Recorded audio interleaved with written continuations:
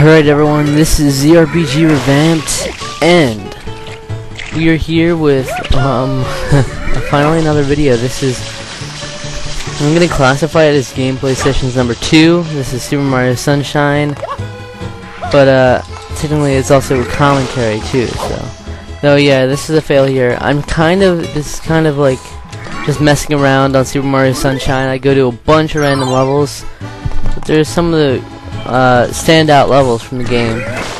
Though I definitely missed a lot. I didn't play too much of it. This was the first part out of 2, but I just went around playing random levels that I remembered and wanted to play back on. This is a level I already had 104 stars on, Shine Sprites, but I gotta defend myself a little bit here. Like, a lot of times you'll see me spraying my flood when I clearly mean to be like changing the camera angle, which uses the L button, but for some reason my controller has been acting up for the GameCube, and I probably should have switched because it became annoying, and it wasn't too big of a problem. I was still able to perform pretty well. Aside from here, I was just failing, and this is probably one of the easiest levels in the game. But I do some of the harder ones later. But yeah, when I press L instead of just switching the camera angle, well, it would do that, but many times before it would finally do that, it would just do the flood, which is really annoying. So I don't know what's up with that, but nonetheless, here I am. This is a pretty neat level. I only played this one because I find it kind of fun. You don't see many levels like this. It's levels like these I like showing off my skills and trying to like dive into this Shine Sprite and stuff. I wasn't able to really do anything with it there, but it's like these kinds of levels, especially like all these secret levels that you find within worlds, are awesome to me. Oh, you'll see me do many of them in this level. See, look at me. Well, I just sat here. I think I was looking at the time real quick. But I'm hoping the quality turns out good, because from what I can see, the quality looks pretty good on my screen. But I don't recall if my other videos look this good when I saw it on the screen. I don't think so. But because they're not very good quality if you look back at them.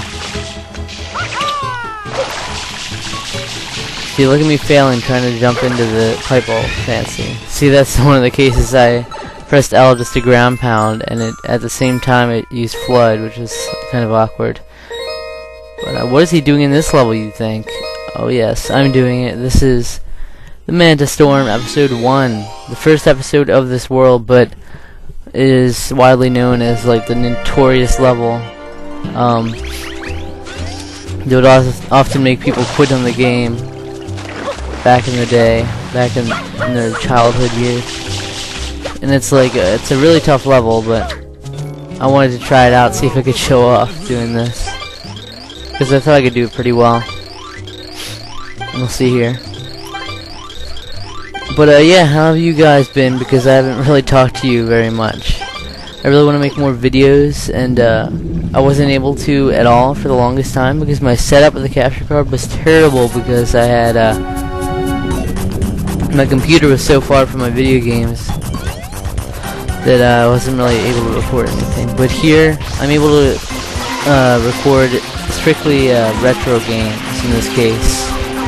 So that means I can't do Xbox 360 or Wii because they're all the way downstairs, and obviously my computer's all the way up here, so there's no way to record that. Which stinks, because there's a lot of great games, obviously, this generation I would like to record, but I also love recording GameCube games for some reason. As you saw, I recorded Melee with my brother the first time, and now I'm recording Sunshine, and I'm sure there will be many more GameCube games on here since I have so many of them. But I'm thinking maybe next time will be a PlayStation 2 game. Will you guys tell me what you think? What game do you think I should do for my next gameplay sessions? well, it's with or without commentary, I'm not sure. If I do it on the weekend, I'll most likely do the commentary. If not, probably not. But I'm gonna try my best because I know it's hard to watch gameplay, but I just wanted to have some content. That's why I did the gameplay session before. Because I've got a bunch of PlayStation 2 games I haven't even played yet, so I think it would be interesting just to experience the first few minutes of that. Because generally these gameplay sessions are just gonna be like, if you've ever seen LMFAOs, let's mess around on. Not LMFAO, LMAO. They're kind of like let's plays, but you're messing around in them. These are like really shortened versions of those, pretty much. I'll just be doing whatever. Of course, if I'm doing like a game like an RPG or something, I wouldn't be able to do that, but I'm definitely open to it. Yeah, if you guys want to leave a suggestion, like, because it's not like I'm doing an entire let's play of it, so I wouldn't mind even if the game turns out to be terrible. 15 minutes isn't going to be too big a waste of time. And then as you can see here, I don't know, I haven't even been watching, paying attention. I don't know where I'm at. Yeah, I'm doing pretty well, but I'm running low in health here. So, let's see. I went out to the beach, so that's always a good place to run out. And I just noticed these coins up here, so I took advantage of that. I'd never noticed these before my other playthroughs of this level. But man, like I was saying, I hate when people do that, or when Let's Players and commentators do that, when they talk and then they're like in the middle of a story or a sentence, and then they just go off in this tangent.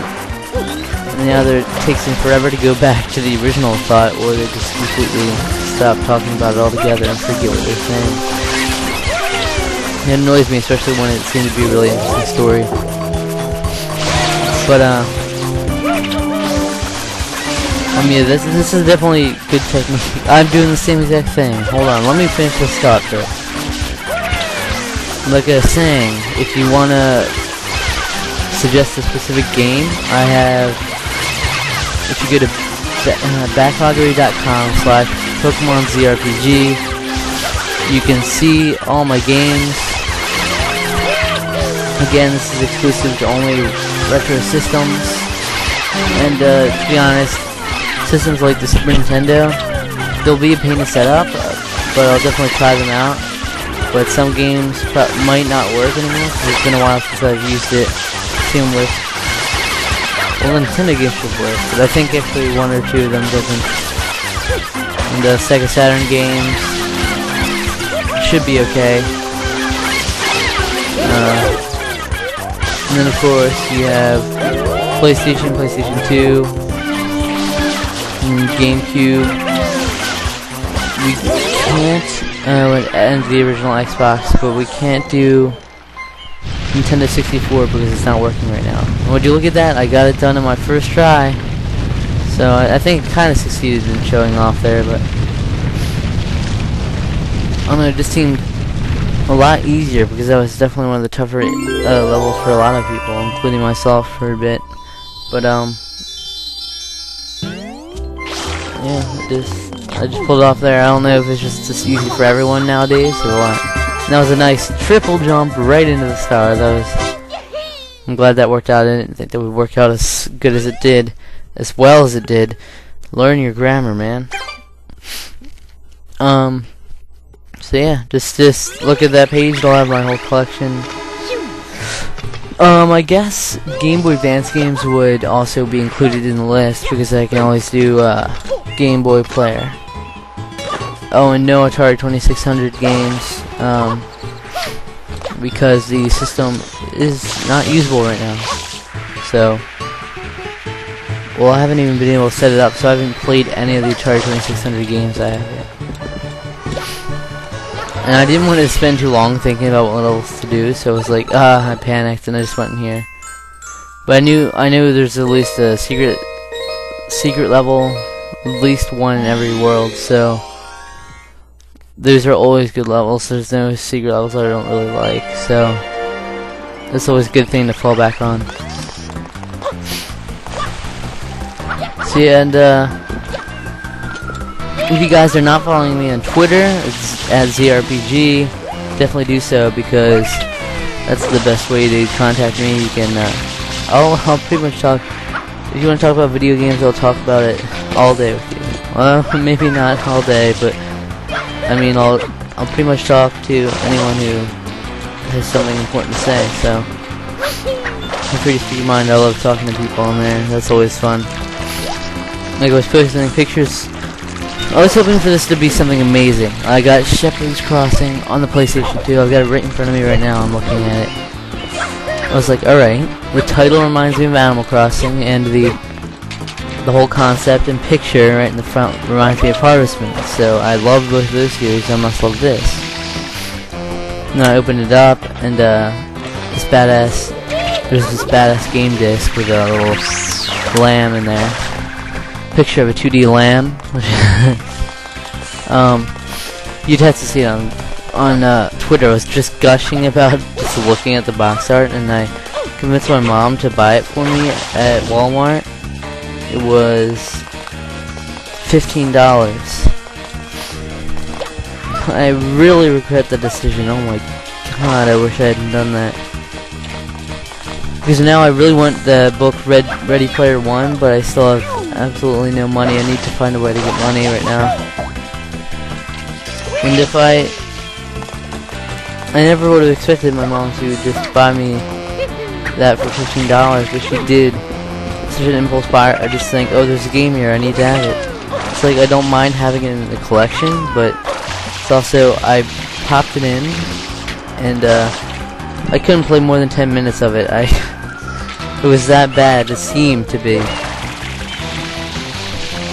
I think I looked it up afterwards because I wanted to have a fresh mind going into it. It had pretty okay reviews. It didn't seem to have a Wikipedia page though, so I wasn't able to look at too much into it. But yeah, that sucked. But I'm definitely gonna give it another chance sometime, because 10 minutes is not enough. You can definitely pick up from that. But just the whole gist of it, like it basically explained everything what you do. No, I'm kind of lying now though, because it was just the whole feel of it just didn't feel right to me, which is why I quit, to be honest. And here I am trying to get the 8 red coins in here. I originally was just planning to do on the level with no flood, but I forgot once you've beaten the level already and go back, then you can do it with flood, but there's also red coin missions, so I figured out it wouldn't be very challenging with just doing it with flood. And no, I couldn't get that red coin. Dropped to my death.